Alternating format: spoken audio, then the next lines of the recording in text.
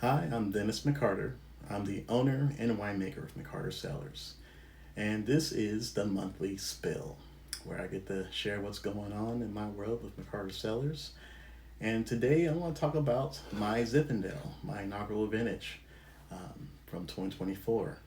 So I sourced from Rockpile AVA, which is north of northwest of Dry Creek Valley. And the vineyard was Lady Thomas Vineyard, which is exactly about 1,200 feet elevation.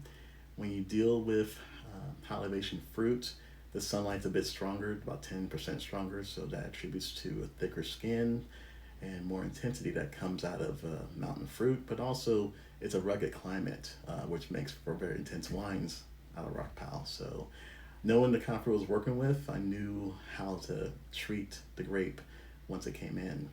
So when the fruit came in, it was hand sorted, getting out any heavy raisins, and went into the stemmer, but not crushed. So I kept the whole berry intact, and with that, did a 4 day cold soak. Did that because I wanted to hydrate the raisins and get an accurate reading of my must prior to fermentation. If I need to make any adjustments, add water, acid, you name it.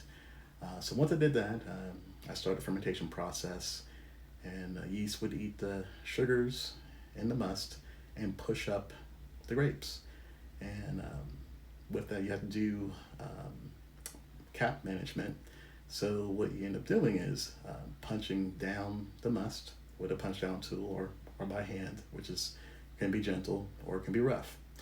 Um, and so I did that twice a day, along with a 5 minute pump over, where that cycles the juice over the, the cap over the grape skins for about 5 minute duration, which helps aerate and keep the yeast healthy and all.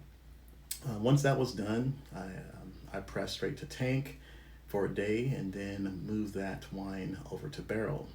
I used four barrels, but three different kind of oaks. So I used two once used French oak barrels that impart a little bit of baking spice, some soft vanilla components, but very subtle, as it was a tight grain and once used medium plus toast already.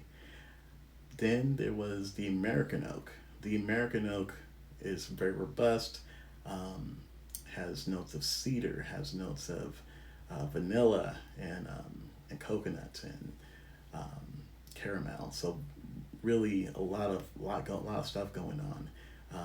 It made it appear to be sweeter than normal, but it was only from the oak, not because there's any RS.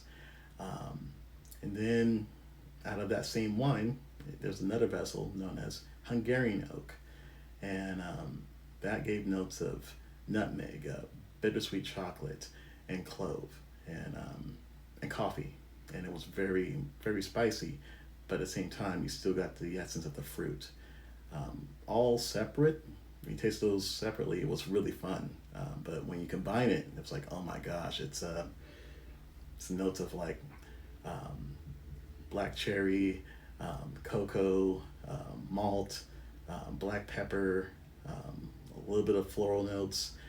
So it's the kind of zin that I'm really excited about making, and it's gonna be bottled on August 14th, and then left to lay down and be released at some point in 2026. So stay tuned. Cheers.